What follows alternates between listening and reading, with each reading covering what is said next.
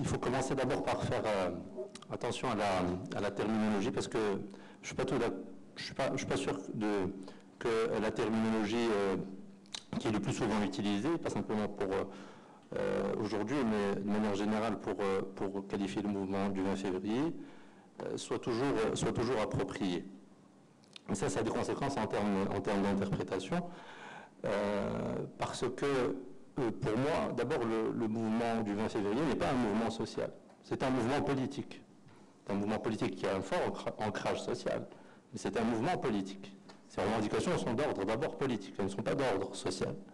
Donc, de ce point de vue, moi je le qualifierais beaucoup plus comme un mouvement politique que comme un mouvement social. Un mouvement politique avec un ancrage social, certes, avec un ancrage dans l'espace public virtuel et dans l'espace public physique, mais fondamentalement un mouvement politique. Maintenant, que ce soit une forme d'action politique qui soit différente des organisations politiques partisanes classiques ou autres, ça c'est un fait.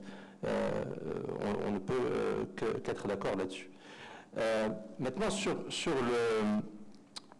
la question du mouvement lui-même, je pense qu'il y a un point fondamental qu'il faut souligner ici, c'est que c'est la symbolique du contexte.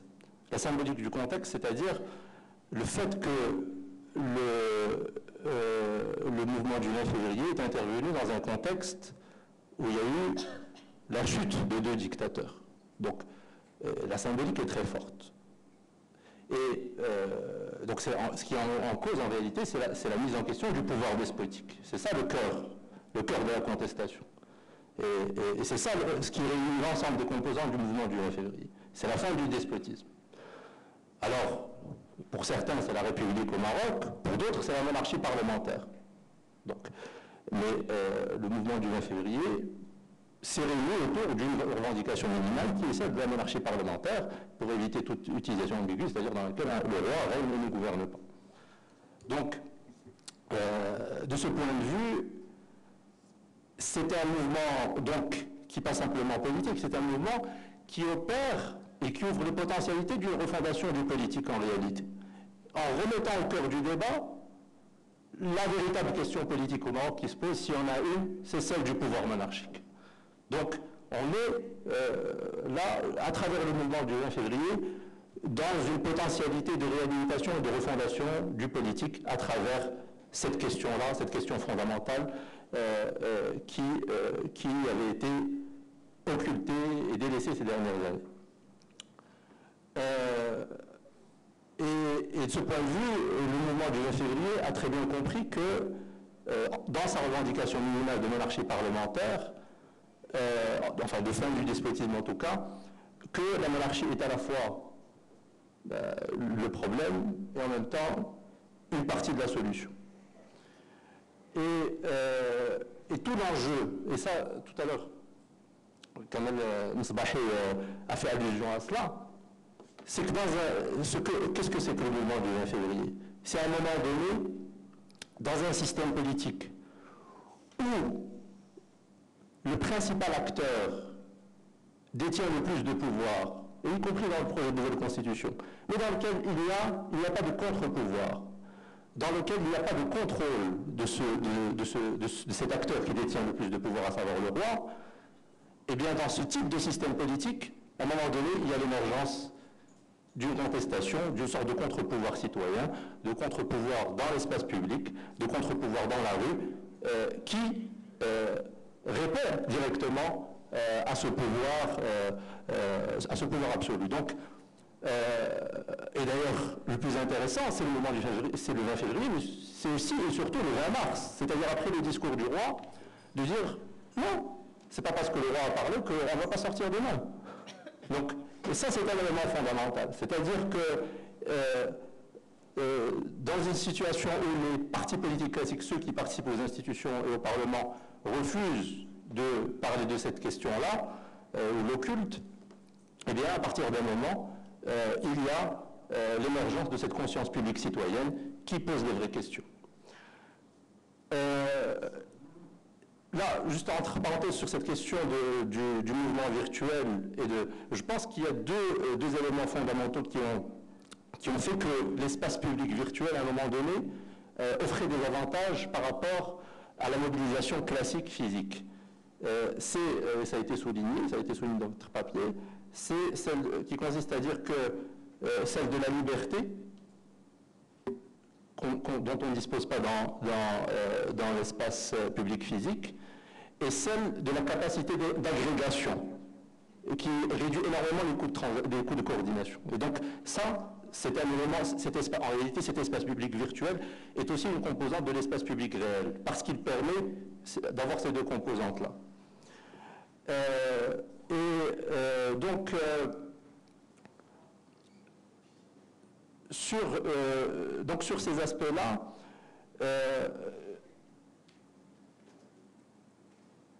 sur la question du rapport du mouvement du 20 février aux organisations politiques classiques, je pense que le mouvement du 20 février, il introduit plusieurs choses. La première des choses, c'est qu'il, à un moment donné, il intervient dans une situation où les partis politiques classiques, ceux qui participent au Parlement ou au gouvernement, n'ont plus fait de l'objectif de démocratisation, ou du projet politique de démocratisation, en tout cas ceux qui en étaient porteurs, ne l'ont plus institué comme objectif politique dans le contexte où le mouvement du février est apparu. Donc, le mouvement du 20 février, dans son rapport à ces partis politiques, il peut y avoir une coalition, à un moment donné, intelligente qui se constitue. Et là, il est évident que la survie et la continuité du mouvement à l'avenir dépendra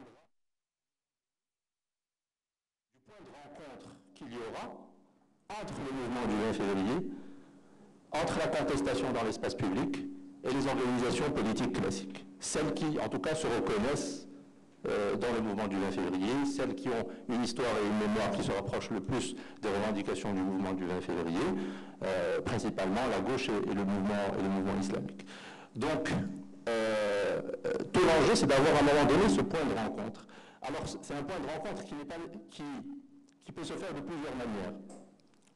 Mais la configuration, une des configurations possibles, c'est que demain, contrairement à ce qui s'est passé par exemple au moment du gouvernement Yousfi, parce que le grand paradoxe c'est qu'au moment du gouvernement Yousfi, on avait une possibilité d'avoir un changement politique institutionnel et une transition démocratique institutionnelle à travers le gouvernement Yousfi, à travers un compromis politique à un moment donné, mais en parallèle, il n'y avait pas quelque chose d'équivalent au mouvement du 20 février aujourd'hui, c'est-à-dire cette conscience publique agissante, cette opinion publique agissante qui aurait été un renfort, un soutien au gouvernement Yousfi et qui aurait permis de donner vie, ou en tout cas d'aller beaucoup plus loin en termes de potentialité de démocratisation.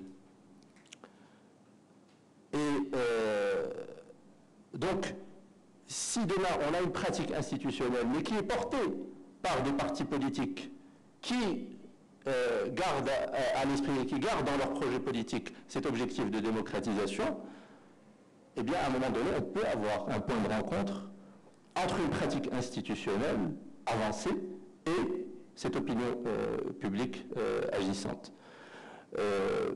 Bien que dans l'état actuel des choses, ceux qui sont aujourd'hui dans le jeu politique ne portent pas ce projet de démocratisation institutionnelle. Il reste limité dans une situation de cogestion gouvernementale avec la monarchie, mais avec cette idée que la transition politique ne se fait pas dans la crise et ne se fait pas, enfin c'est à mon sens qui est totalement absurde, de croire qu'il n'y a pas de transition, qu'il y a de transition démocratique possible uniquement dans le compromis en réalité qui cache un rapport de pouvoir permanent. Alors que l'enjeu, c'est d'avoir aussi à un moment donné des crises politiques qui introduisent des ruptures. Et de ce point de vue, le mouvement du 20 février constitue un élément fondamental. Alors, toujours sur cette question d'avenir, et je conclurai là-dessus, c'est que le mouvement du 20 février aussi a un rapport au passé qui est aussi un rapport de continuité, évidemment. Et beaucoup le reconnaissent.